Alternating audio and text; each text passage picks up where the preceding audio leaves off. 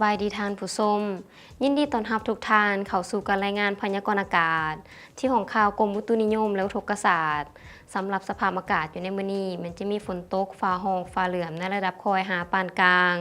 ต่อไปให้มาติดตามเบิ่งแผนที่อากาศและรูปภาพดาวเทียมกันเลย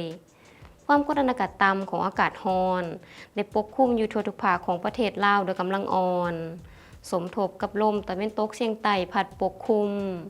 ซึ่งเจนให้อากาศมันจะมีฝนตกฟ้าร้องฟ้าเหลื่อมในระดับคอยหาปานกลางและมีลมพัดแห้งเป็นบางโอกาสอยู่บางท้องถิ่นอยู่ในแต่ละภาคต่อไปให้มาติดตามเบิ่งสภาพอากาศอยู่ในแต่ละภาคนำกันเลยภาคเหนือด้านตะวันออกอากาศเย็นในตอนเช้าแล้วจะมีฝนตกฟ้าร้องฟ้าเหลื่อมในระดับคอยหาปานกลางพร้อมมีลมพัดแห้งอยู่บางท้องถิ่นเนื้อที่การปกคลุมของฝนเท่ากับ40ส่วนร้อยของภาคอุณหภูมิอยู่ในระหว่าง16-32องศา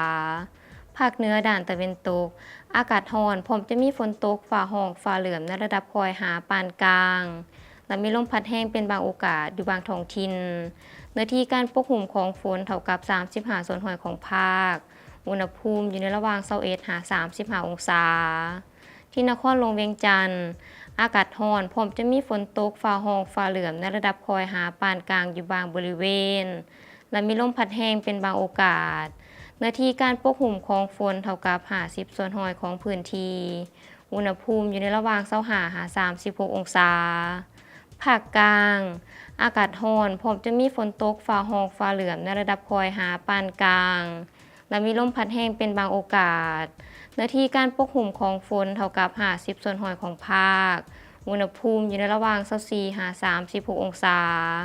สำหรับแขวงไซสมบูรณ์อากาศเย็นในตอนเช้าพร้อมจะมีฝนตกฟ้าร้องฟ้าเหลื่อมในระดับคอยหาปานกลางและมีลมพัดแห้งเป็นบางโอกาสเนื้อที่การปกคลุมของฝนเท่ากับ40ส่วนร้อยของพื้นที่อุณหภูมิอยู่ในระหว่าง19-32องศาภาคใต้อากาศร้อนหาร้อนเอาพร้อมจะมีฝนตกฟ้าร้องฟ้าเหลื่อมในระดับคอยหาปานกลางและมีลมพัดแห้งเป็นบางโอกาสเนื้อที่การปกคลุมของฝนเท่ากับ40ส่วนร้อยของภาคอุณหภูมิอยู่ในระหว่าง25-36องศาสำหรับเขตภูเพียงบริเวณอากาศเย็นพร้อมจะมีฝนตกฟ้าร้องฟ้าเหลื่อมในระดับคอยหาปานกลางและมีลมพัดแห้งเป็นบางโอกาสเนื้อที่การปกคลุมของฝนเท่ากับ35ส่วนร้อยของพื้นที่อุณหภูมิอยู่ในระหว่าง15-28องศารายงานอุตุเกษตรประจำอาทิตย์ประจำวันที่19พฤษภาคม2025การขาดคะเนฤดูกาลในระหว่างเดือนพฤษภาคมหาเดือนกรกฎาคม2025การขาดคะเนสำหรับสภาพอุณหภูมิทั่วทุกภาคของประเทศลาวมันมีท่าเอียงสภาพอุณหภูมิแม้นสูงกว่าเกณฑ์ปกติการขาดคะเนสำหรับสภาพน้ำฝนทั่วทุกภาคของประเทศลาว